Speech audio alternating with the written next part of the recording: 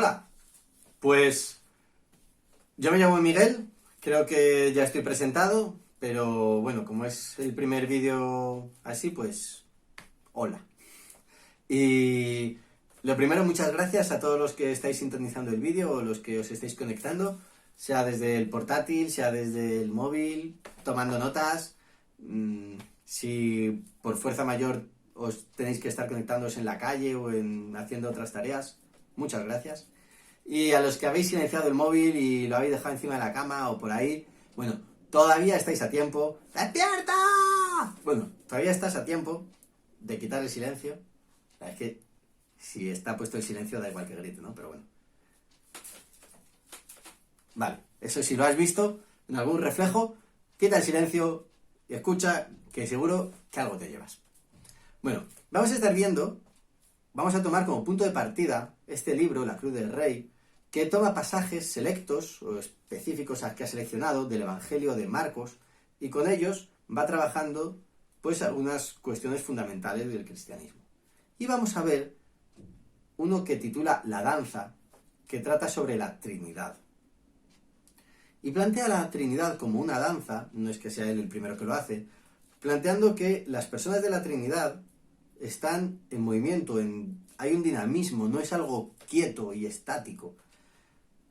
Como sabéis, la Trinidad lo que dice es que Dios es uno, es un solo Dios. Oye, Israel, Yahvé tu Dios, uno es, solo hay un Dios. Pero este Dios, sabemos, desde que Jesús vino, que es Dios Padre, Dios Hijo y Dios Espíritu Santo. Alguno quizá pensará, que ya os estoy viendo, ya estaréis pensando que esto a lo mejor es una raya de tíos medievales y que no tiene ningún sentido. Bueno, pues sí tiene sentido. No voy a decir que no hubiera tíos medievales que se rayaran completamente con esto. Pero, aunque ellos se rayaran, no significa que sea una rayada. ¿Me rayo yo? Bueno, el caso es que tiene sentido. Vamos a ver el pasaje. Empieza Marcos y va al grano diciendo que en aquellos días Jesús vino de Nazaret, de Galilea, y fue bautizado por Juan en el Jordán. E inmediatamente, al salir del agua, vio que los cielos se abrían y que el Espíritu como paloma descendía sobre él.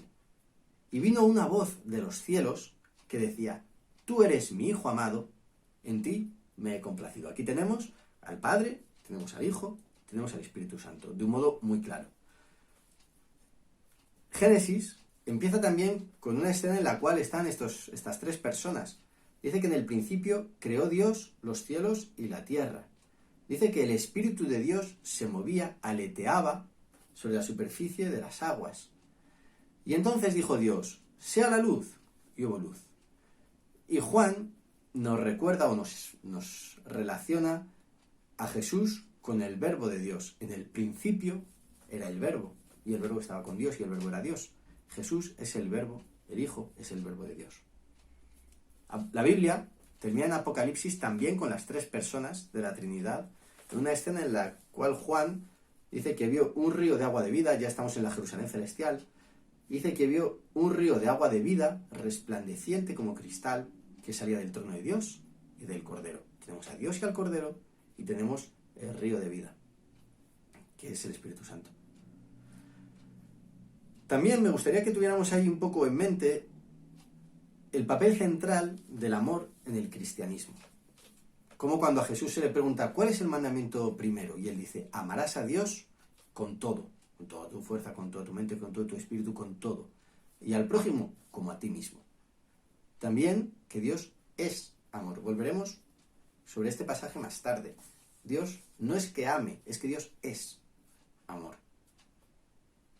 Claro, y alguno a lo mejor diréis: bueno, vale, acepto que no sea solamente una rayada medieval.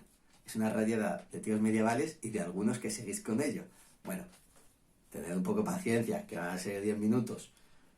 Y veréis que sí tiene relevancia. Como os decía, en el Antiguo Testamento todo esto no lo sabían. Es decir, Dios es uno, hay un único Dios, y hasta aquí es hasta donde llegan. La revelación ha sido progresiva y cada vez se han ido revelando más cosas. No es la misma la revelación que tenían al principio los primeros autores de la Biblia que los que ya han venido los profetas, que los que ya, hasta que al final en el Nuevo Testamento la llegada del Mesías, pues evidentemente abre un montón de conocimiento. Pero eso no significa que en el Antiguo Testamento no amaran a Dios o no pudieran amar a Dios. Es decir, igual que un teléfono de los años 80 sirve para hacer llamadas. Tú podrías llamar con el teléfono de tu abuela. Si es que tu abuela sigue teniendo un teléfono de estos, que yo creo que ya muy poquitas abuelas quedan que no tengan un smartphone y usen el WhatsApp. Pero tú podrías llamar con un teléfono de estos. Ahora, ¿quién quiere quedarse con un teléfono de estos cuando puede avanzar? Entonces yo creo que podemos avanzar. Como decía, con la revelación del Antiguo Testamento ya sabemos perfectamente que Dios es uno, hay un único Dios. Y muy importante, es un Dios personal, que ha hecho al hombre a su imagen. Dios hace a imagen de Dios, hace al hombre. Nosotros somos imagen de Dios. Esto choca con los dioses del entorno, por ejemplo con los dioses grecorromanos, en los que el hombre se fabrica un dios que realmente son como personas pero con superpoderes, o como personas pero inmortales, pero no son dioses creadores que lo han hecho todo, no son dioses que lo saben todo, no son dioses que lo pueden todo, tienen sus frustraciones, sus amoríos, sus peleas, sus cuitas, sus engaños, se les engaña. Es decir, son dioses que el hombre ha hecho a su imagen.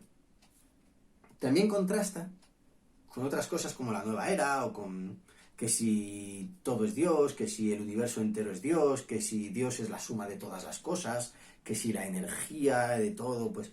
Es decir, ahí no hay un Dios personal, no hay un Dios, es algo que ni siente ni padece, ni oye ni escucha, ni habla, ni te quiere ni es querido, que es un poco otra cosa completamente distinta de la que propone la Biblia. La Biblia propone a un único Dios que es personal, que ama a los hombres y que ha hecho a los hombres a la imagen de él mismo. Por eso la dignidad del hombre. El hombre tiene dignidad porque Dios le ha hecho a su imagen. Pero claro, hay otras implicaciones que se conocen cuando vemos la Trinidad. Y bueno, yo he puesto, antes lo he simbolizado con 3 dándose la mano, dando vueltas. Si te parece que eso es el corro de la patata y quieres coger otra imagen, pues mira, aquí tienes una imagen de 3 bailando breakdance. Si eso te gusta más, pues adelante. El caso es que no hay uno solo que esté en una posición central. Si os fijáis, Jesús le dice, Padre, glorifícame, yo te he glorificado. Uno glorifica a otro, otro glorifica al uno, con aquella gloria que tenía al principio. Jesús, Hijo de Dios, resucitado por el Espíritu Santo. El Espíritu a quien os enviaré, el Espíritu a quien el Padre enviará. El juicio, dice Dios, a nadie juzga, sino que el juicio se lo ha dejado al Hijo. Hay otras cosas en las que el papel central lo tiene el Padre, en otras lo tiene el Hijo, la gloria, en otros es el Espíritu Santo el que tiene, si os fijáis en Hechos, el papel central lo tiene el Espíritu Santo. Tienen distintos papeles, distintas... y no entran en conflicto, se ceden el sitio mutuamente. Lo plantea por eso como un baile, en el que uno cede el sitio a otro, otro cede el sitio al uno, y en conjunto es donde queda algo hermoso. Tiene otras implicaciones. Ser conscientes de que Jesús no es solamente un profeta, o no es solamente un iluminado, o no es solamente un maestro, tiene otras implicaciones. Fíjate que si Jesús es Dios, a lo que renunció Jesús para venir al mundo. Tú imagínate el estatus que es ser Dios, es renunciar a ese estatus. ¿Cuándo has renunciado tú a algo que te haya costado mucho? ¿Y por quién lo has hecho? ¿Qué valor tenía esa persona? Imagínate que a lo que hubieras renunciado fuera a ser Dios. No es que Jesús renunciara a ser Dios, pero sí que tuvo que vivir una vida como la nuestra. También lo que os decía antes de que Dios en sí mismo es amor. Dios no depende del amor de los hombres. Es decir, antes de crear a los hombres, si es que se puede decir antes de la creación, porque el tiempo es una dimensión física, vamos. Si Dios antes de crear a los hombres es amor, porque el amor se expresa entre personas. No amas si tú estás solo. Aquí de nuevo son imágenes que nos hacemos para intentar entenderlo, porque hay cosas que no se pueden entender, y la Trinidad es de estas cosas que se llaman un misterio, no se puede comprender. Que Dios sea uno, pero en 3 personas. ¿Por qué lo decimos? Porque vemos cosas en la Biblia que afirman que Dios es Dios. Porque vemos cosas en la Biblia que afirman que el Hijo es Dios, que el Padre es Dios, que el Espíritu es Dios. Entonces decimos, pues entonces parece que... Y también vemos que el Padre no es el Hijo, y que el Hijo no es el Padre, y que el Hijo no es el Espíritu. Y decimos, pues entonces tiene sentido creer, por esa revelación de la Biblia, que Dios es uno en tres personas. Pero esto no se puede comprender. No lo podemos comprender, igual que no podemos comprender pues, 1000 cosas, como el origen del universo, o como el tiempo que va para atrás, o los agujeros negros, o como no podemos comprender como si a un mono le pones un ordenador y no lo entiende. Pues tenemos que tener una cierta humildad, sabiendo que de algún modo, al fin y al cabo, nuestro cerebro, esta maquinaria, es una maquinaria limitada que está hecha para lo que está hecho. Y otra consecuencia, que se me olvida el tema, otra consecuencia que tiene es que Dios en sí mismo es equipo, es colectivo. Dios es uno, pero es colectivo. Y vemos mucho en la Biblia este doble juego entre lo individual y lo colectivo. Yo soy mi individualidad, pero yo también soy parte de cosas mayores. Por ejemplo, yo en mi matrimonio soy yo sigo siendo yo, pero me hago uno con mi mujer. Entonces paso a ser parte de algo mayor, pero sin dejar de ser yo. Yo en mi iglesia soy parte de mi iglesia, soy parte de un colectivo. Y en ese sentido somos uno, pero cada miembro no deja de ser él. En un equipo de fútbol, o ganamos o perdemos todos, pero si tú eres, tú sigues siendo tú, y puedes jugar mejor o peor. Es decir, en la Biblia hay mucho de este juego. Esto contrasta con, si os fijáis en estas fotos, tenemos a uno que está en el centro, y que es el que destaca, y en torno al cual giran todos los demás. Eso contrasta, con lo que os decía de la Trinidad, en la que ninguna de las tres personas reclama una posición única y exclusiva de preeminencia. Plantea una cosa muy interesante el libro, y dice, si en un escenario hubiera 100 personas bailando, y los 100 quisieran el papel central, ¿qué pasaría? Seguramente sería un caos. No vemos esto en la Trinidad. Yo creo que ya queda bastante claro cómo se puede esto aplicar, pero vamos a verlo de un modo más específico. Fijaos, si ni cada una de las personas de la Trinidad, ni el Hijo, reclama para sí mismo una preeminencia absoluta, ¿cómo es posible que nosotros vivamos muchas veces en el yo? Es decir, no es este nuestro modelo como cristianos. Tampoco es nuestro modelo el individualismo, en el cual uno va por libre y solo por libre. Como os decía, yo no pierdo mi individualidad por hacerme parte de colectivos o por hacerme parte de grupos. Pero si yo solo puedo ir por libre, piensa, si te cuesta, por ejemplo, hacer un trabajo en grupo con el instituto, o si te cuesta hacer las cosas en equipo, o si te cuesta renunciar a cosas, ¿a qué has llegado a renunciar tú? ¿No? Cuando haces cosas con otras personas, esas personas son distintas, lo ven distinto, piensan distinto, hay que perdonarse, es decir, hay renuncias. Y también hay membresías. Tú eres miembro de algo, eres miembro de alguien, vas siempre por libre. No digo que tú seas aquello de lo que eres miembro, es decir, por ejemplo, con la iglesia. Tú eres miembro de tu iglesia, eres parte de tu iglesia, participas en tu iglesia.